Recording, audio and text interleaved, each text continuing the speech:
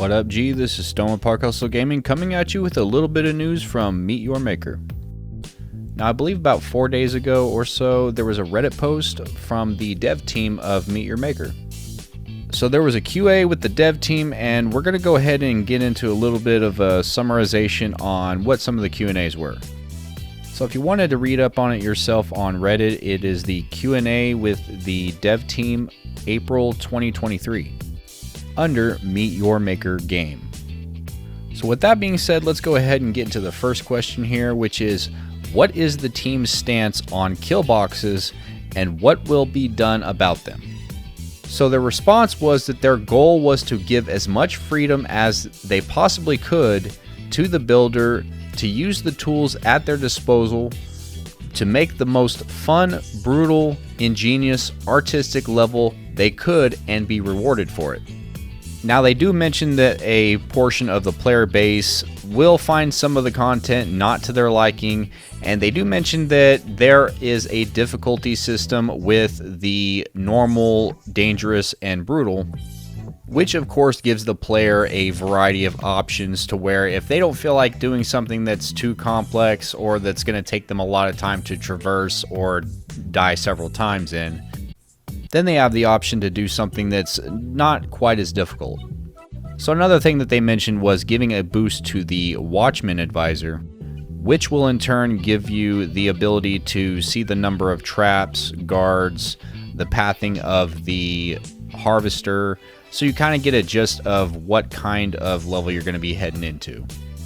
And the third thing that they mentioned was the Abandoned Raid feature, so just open up and quit the match. And as we're on to the second question here, why are we not requesting that builders validate their own outpost before publishing? And the response was basically that question was almost just pretty much the same as the first question, and just basically rehashed a little bit of what their first answer was. And the next question was, would you consider a way to keep mastered Prestige 10 outposts active?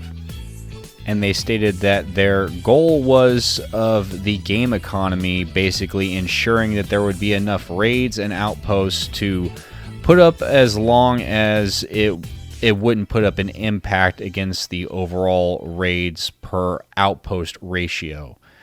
Basically saying it's just a way to kind of keep refreshing it, since there's going to be so many players making so many different bases.